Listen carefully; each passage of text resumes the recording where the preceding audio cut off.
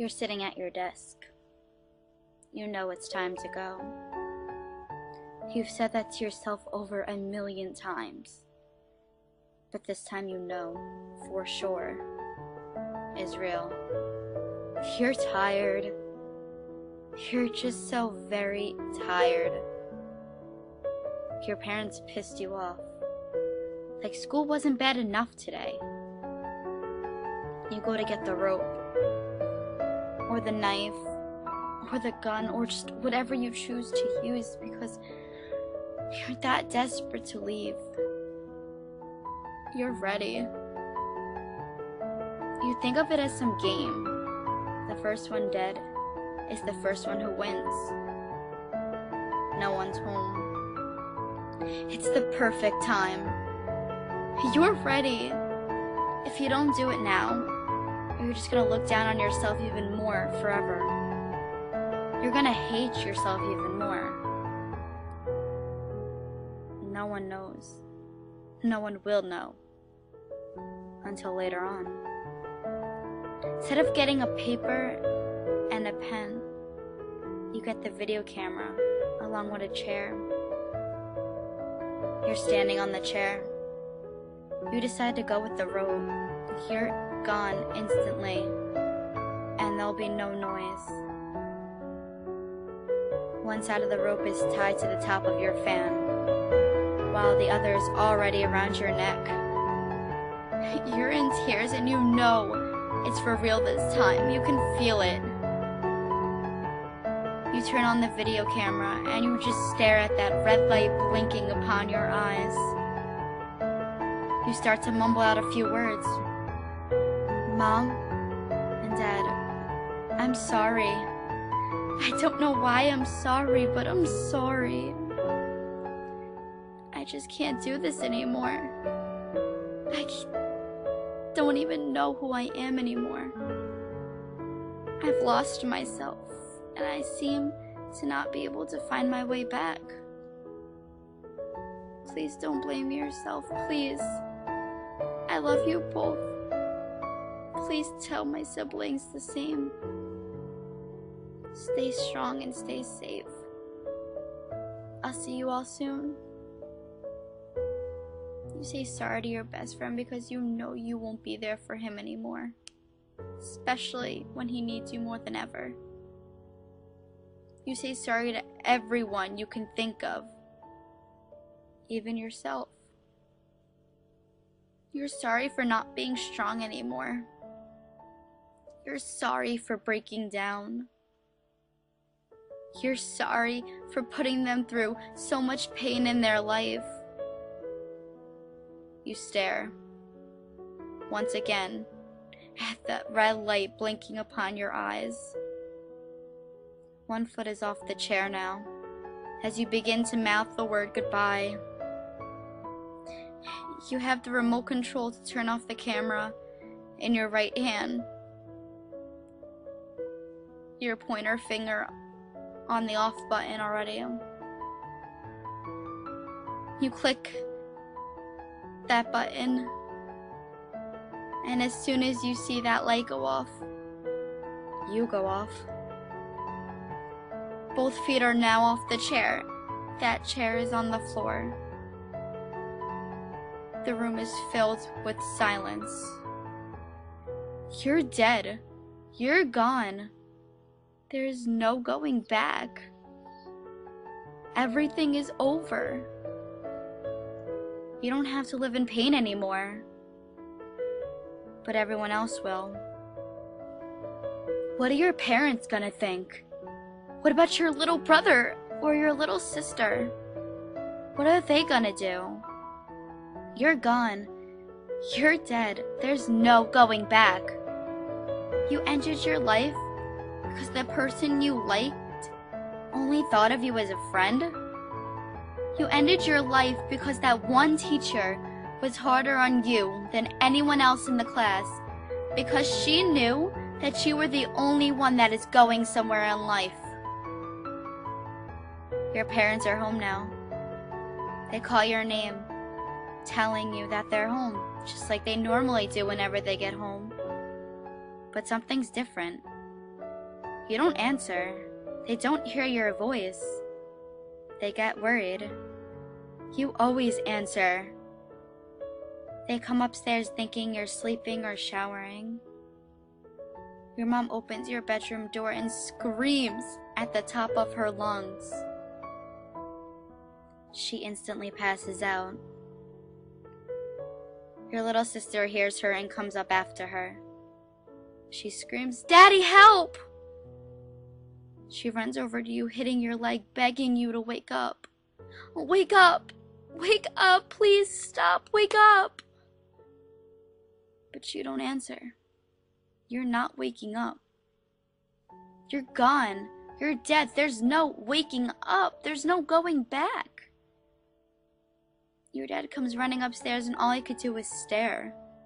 He watches his baby girl swing back and forth on a rope. He sees the video camera and he sees the chair, but he doesn't move. He's stiff as a board. He cries. Your dad never cries. He picks up the phone and calls 911. He can barely get the words, "My daughter committed suicide," out of his mouth. He's in tears. Your little sister stares at your dad. He hangs up and she jumps right into your daddy's arms, crying harder than ever. She's too young to understand completely, but she knows you're gone.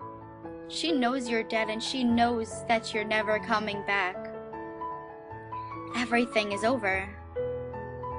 The cops finally arrive. They take your mom out of your room. They push your dad and sister out of your room. And now they're sitting in the living room. They take your body down off those ropes and lay you on the stretcher. They cover your body and out you go. Just like that. In the blink of an eye, everything happened and everything was over. You're gone. You're dead. There's no going back. Nothing is the same.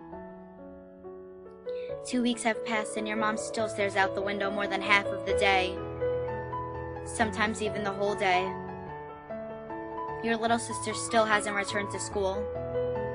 Your dad was forced to go to work so he could pay all the bills for your wake and your funeral.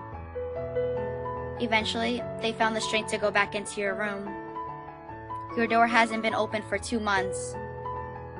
The rope is still laying on the floor, the same place the cops put it, and the video camera is still sitting on the table. They don't even dare to watch that video. It will never be seen. They slowly pick up the ropes and throw it in the garbage. Chills run up their spine, your mom basically in tears. They brush off your bed, making it neat, like they used to do every morning after you went to school. Your desk was empty.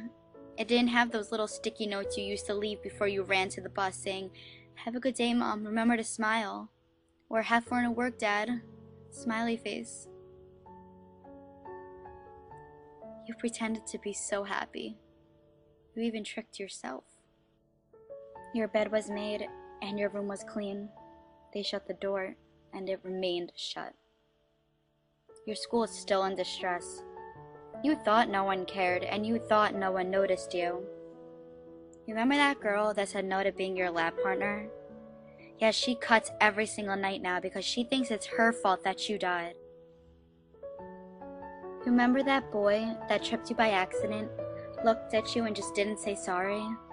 Yeah, he's in suicidal therapy 5 days a week in the hospital because he feels a smile could have saved your life and he didn't give that to you. Do you remember that teacher that was hard on you that day? She quit her job because she felt she wasn't suited to teach anymore. You're gone, you're dead. There's no going back.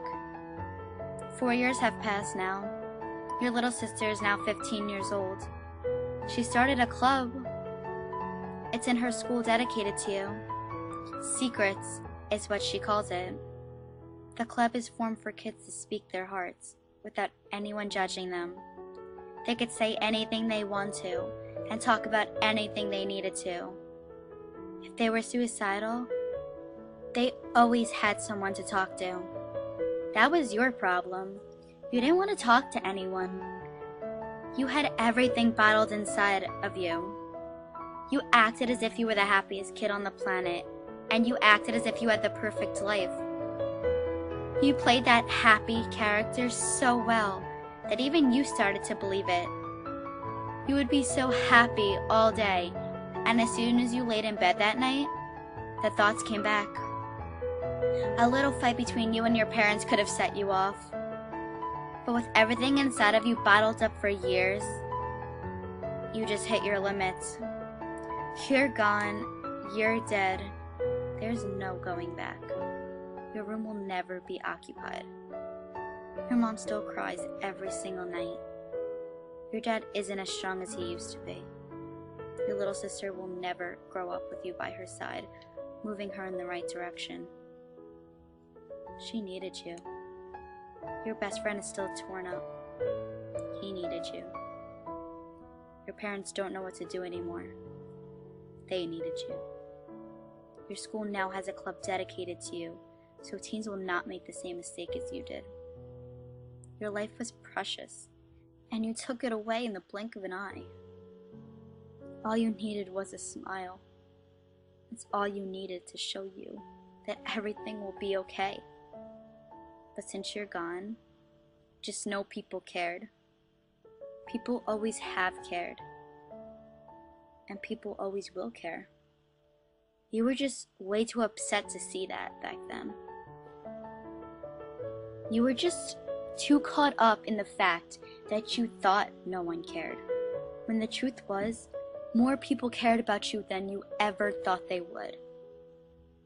And you know what sucks? It sucks that you see that now that you're gone, and you didn't see that when you were still here. Your town will never be the same.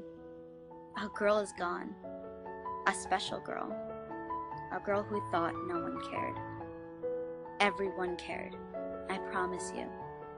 They care.